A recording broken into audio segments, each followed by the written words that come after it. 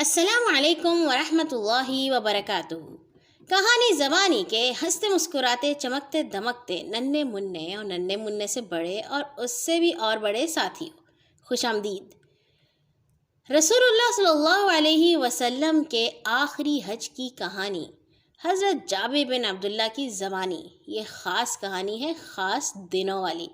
حضرت جابر بن عبداللہ وہی صحابی ہیں جن کو نبی صلی اللہ علیہ وسلم نے غزوہ احد میں کھڑا کیا تھا 50 تیر اندازوں کے ساتھ۔ رسول اللہ صلی اللہ علیہ وسلم نے 9 سال تک مدینہ منورہ میں حج نہیں کیا۔ پھر سن 10 ہجری میں اعلان ہوا کہ رسول اللہ اس سال حج کرنے جا رہے ہیں، تو مدینہ منورہ میں لوگوں کا ایک رش ہو گیا۔ جو شخص سواری پر یا پیدل آنے کی طاقت رکھتا تھا وہ آ گیا۔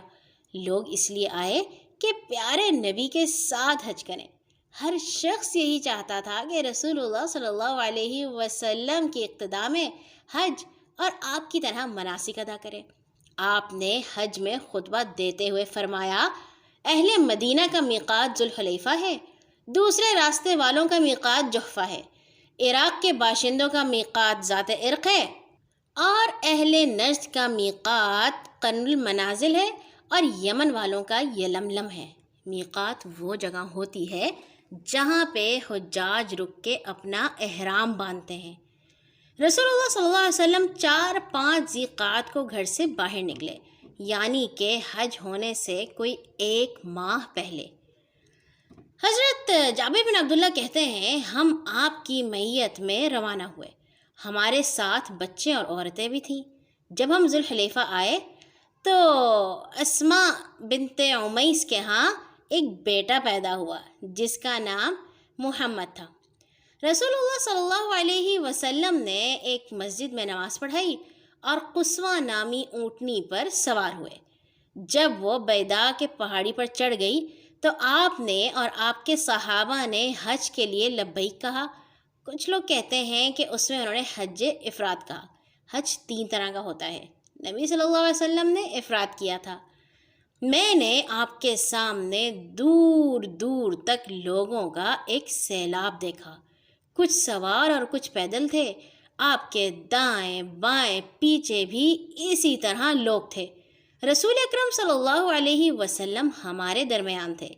آپ پر قرآن پاک نازل ہو رہا تھا اور آپ اس کے معنی کو خوب سمجھتے تھے، اور جو عمل آپ کر رہے تھے ہم نے بھی آپ ہی کی طرح کیا۔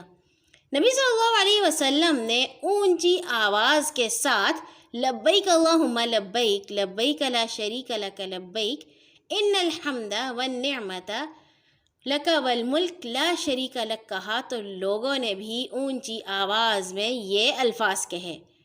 صحابہ کرام نے جو لبیک کہا اس میں انہوں نے کہا کہ لبیک ذی المعارج لبیک ذی الفواضل۔ نبی صلی اللہ علیہ وسلم نے منع نہیں کیا، نبی صلی اللہ علیہ وسلم لبیک کہتے رہے۔ ہم لبیک اللہم لبیک بالحج کے کلمات بلند آواز سے کہتے رہے۔ جب ہم آپ کے ساتھ 4 ذی الحج کو بیت اللہ آئے تو ہم صبح کے وقت مکہ مکرمہ میں داخل ہوئے۔ نبی کریم صلی اللہ علیہ وسلم نے مسجد الحرام کے دروازے پر اپنی سواری بٹھائی، یعنی کہ قصوہ کو بٹھایا۔ مسجد میں داخل ہو کر رکن یمنی اور حجر اسود کا بوسہ لیا، پھر دائیں طرف سے چلے، 3 چکر تیز اور 4 چکر آرام سے چلے۔ پھر پیارے نبی صلی اللہ علیہ وسلم مقام ابراہیم کی طرف گئے، وہی مقام ابراہیم جہاں پہ پتھر کے اوپر ابو الانبیاء حضرت ابراہیم کے پاؤں ہمیشہ کے لیے ضبط ہو گئے تھے۔ آپ نے بلند آواز کے ساتھ لوگوں کو سناتے ہوئے وہ آیت پڑھی، وَاتَّخِذُوا مِن مَّقَامِ إِبْرَاهِيمَ مُصَلًّى۔ پھر مقام ابراہیم کے سامنے 2 نفل ادا کیے، ان میں قُلْ هُوَ اللَّهُ أَحَدٌ، قُلْ يَا أَيُّهَا الْكَافِرُونَ کی صورتوں کی تلاوت فرمائی، اور پھر آپ زمزم کی جانب گئے، وہاں سے پانی پیا اور سر پر بھی گرایا، گرمی جو بہت تھی۔ پھر حجر اسود کی طرف واپس لوٹے اور اس کا بوسہ لیا۔ پھر دروازے سے یعنی صفا کے دروازے سے صفا کی جانب نکلے۔ صفا ایک پہاڑی کا نام ہے۔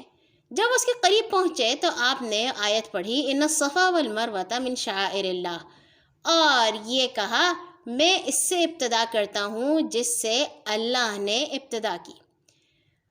پھر پہلے نبی صلی اللہ علیہ وسلم صفا پر چڑھے، سامنے کعبے کو دیکھتے رہے، منہ اس کی جانب کیا، اللہ کی توحید بیان کی، سبحان اللہ کہا، لا الہ الا اللہ کہا، واللہ اکبر کہا، اور کہا کہ اللہ تعالیٰ وہ ہے کہ اس نے اپنا وعدہ پورا کر دیا، اپنے بندے کو کامیاب کیا، اکیلے نے سب جماعتوں کو ہرا دیا۔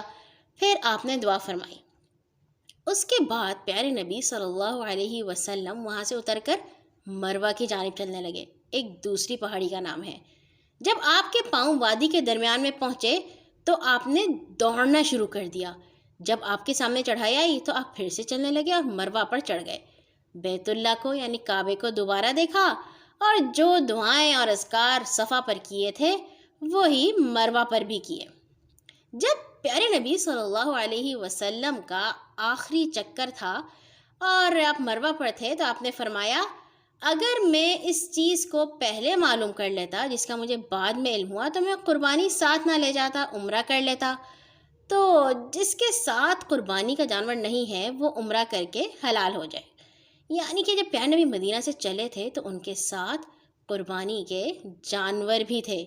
پھر نبی صلی اللہ علیہ وسلم نے کہا کہ تم بیت اللہ کا طواف صفا مروہ کے درمیان صحیح کر کے اپنا احرام کھول لو، سر کے بال کٹواؤ، پھر 8 ذی الحج کو حج کا احرام باندھو اور اس کے لیے تیار ہو جاؤ۔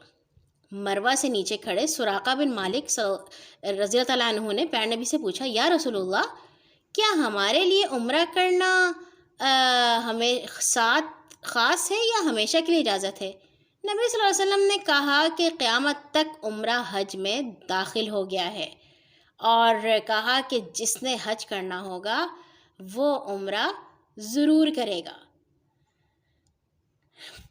انہوں نے پوچھا کہ یہ صحیح ہم کس لیے کرتے ہیں؟ اللہ پیارے نبی نے فرمایا کہ اس پر عمل کرتے رہو، ہر کسی کو اس کی توفیق دی جائے گی۔ آج کے لیے اتنا ہی، کل آئیں گے اس کہانی کے بقیہ حصے کے ساتھ کہ پیارے نبی صلی اللہ علیہ وسلم نے اس کے بعد کیا کیا۔ اللہ حافظ۔